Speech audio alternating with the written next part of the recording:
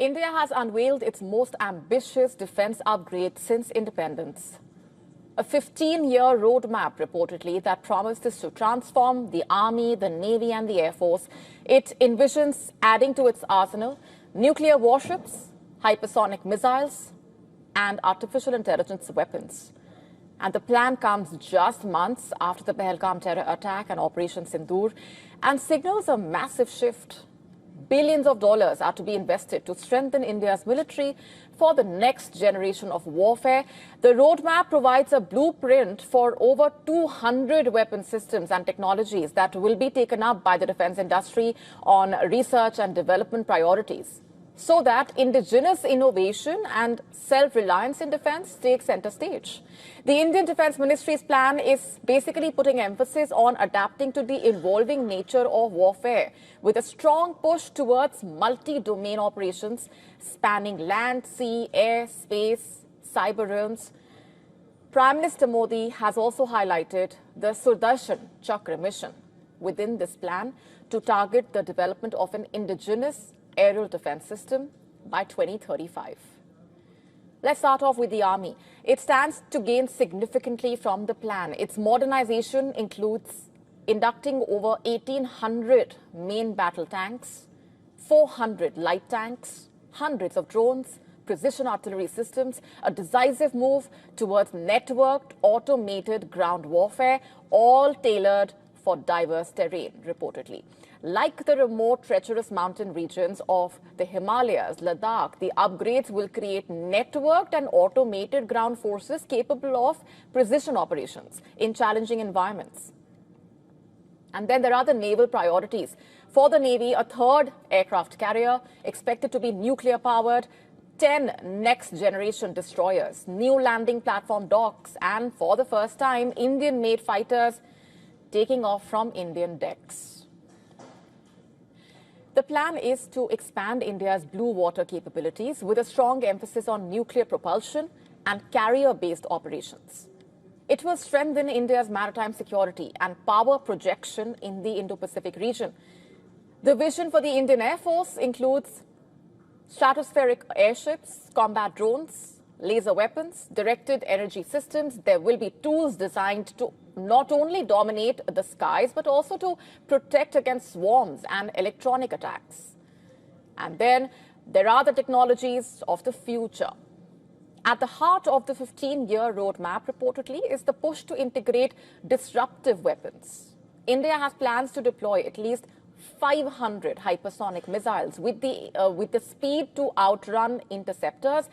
AI is set to take center stage, powering unmanned systems and managing battlefields with autonomous decisions. Directed energy weapons will also feature, including tactical high-energy lasers for anti-satellite operations and electromagnetic pulses to disrupt enemy radars, missiles and drones.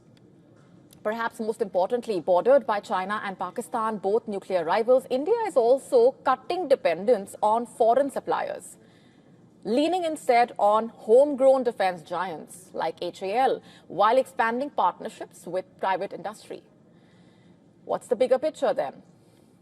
With a defense budget of more than 6.8 trillion rupees, that's nearly $77 billion, India is already the world's fourth largest defense spender. And so with this roadmap, New Delhi is making it clear the wars of the future, be it on land, sea, air, cyberspace, will be fought with Indian technology built for Indian strategy.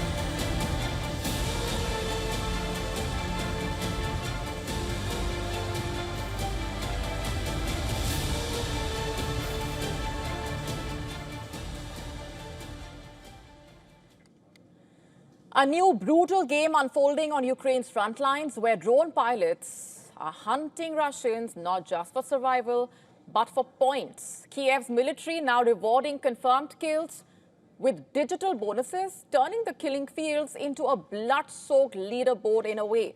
In fact, all this as Russia is slamming Ukrainian cities with drone and missile blitzes, and Ukraine is countering with bold strikes deep into Russian territory.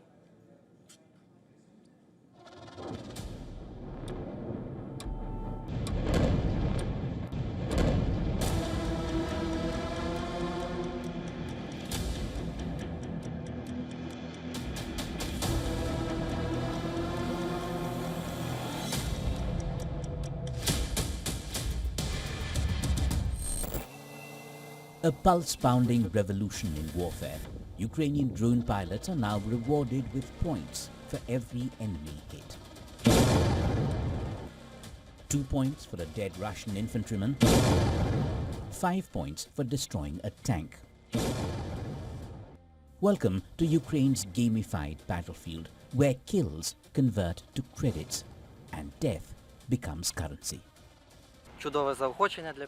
Of course, everyone is involved because it's a great incentive for the unit.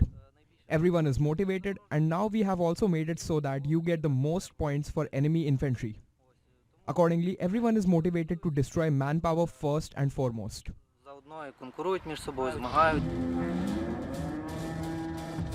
Ukraine is under heavy Russian assault. Its cities are crumbling. Russian missiles and drones are raining day and night. Russia has also increased the heat on the ground. Kyiv says over 100,000 Russian soldiers have launched a new offensive to capture Pokrovsk. The front lines are also receding elsewhere too. Ukraine, on the other hand, is running short of weapons and soldiers. In such desperate times, Ukraine's Army of Drones bonus platform allows soldiers to convert battlefield successes into points that can be redeemed for equipment. But there's a chilling catch. No video footage, no points.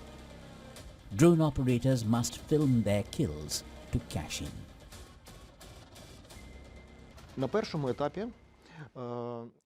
The idea behind this program is that in the first stage, we started awarding a certain number of bonuses or points for each enemy hit, tank destroyed or damaged, Russian enemy infantry killed or wounded, and aircraft or helicopter destroyed. It's something like tokens or coins. But this gamification of war is raising questions. The Ukrainian soldiers also have an unusually intimate view of the horrors playing out on the battlefield. Well, it really is like a game. But one thing bothers me about this game. You can't save your progress. You can't press F4 and say, okay, I'll start the mission again from this tree. This isn't a game, it's war. If you lose, you can't start the game over.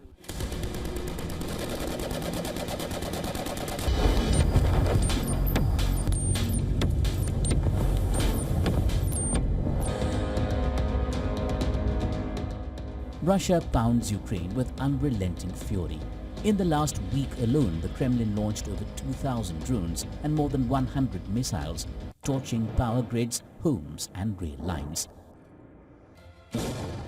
Dozens of Ukrainians have died in Kyiv, Zaporizhzhia and beyond. But Ukraine's drones strike back, crippling a Russian refinery near Moscow and blasting ships and radars hundreds of kilometers from the border. As the bodies pile up and the points roll in, Ukraine's war becomes a high-tech duel of nerves, code and conscience. In this savage leaderboard, only the fastest, smartest and deadliest win. And losing is not an option. Bureau Report, WION World is One.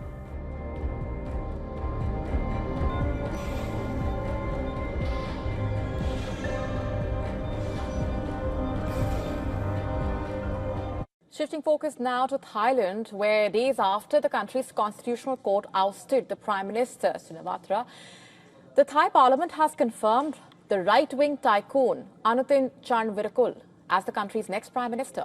In fact, Anutin won 311 votes, securing a comfortable majority of 492 MPs in the National Assembly's lower house. His victory marking the end of the party's grip over Thailand's top office under the powerful Shinawatra dynasty.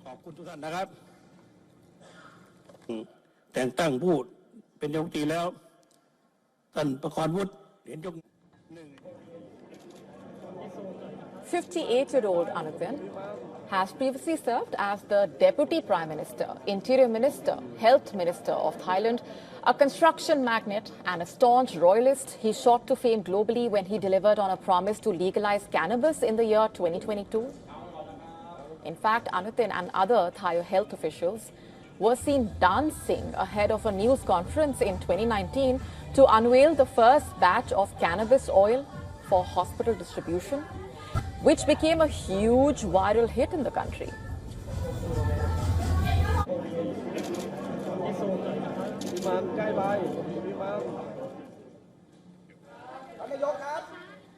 Anutin's party is the third largest in the parliament and received support from the opposition People's Party, the largest political group. Anutin has vowed to dissolve the parliament within 4 months and call a general election. Once an office holder in Thaksin's party, Anutin was banned from political activity for 5 years. When the party was dissolved in 2007, he returned as leader of the centre-right party, whose third place finish in 2023 was their best showing in a general election. Anutin pulled the party out of the coalition with the Pheu Thai party after the leaked call with Cambodia's former leader. To stay up to speed with the latest news, download the WION app and subscribe to our YouTube channel.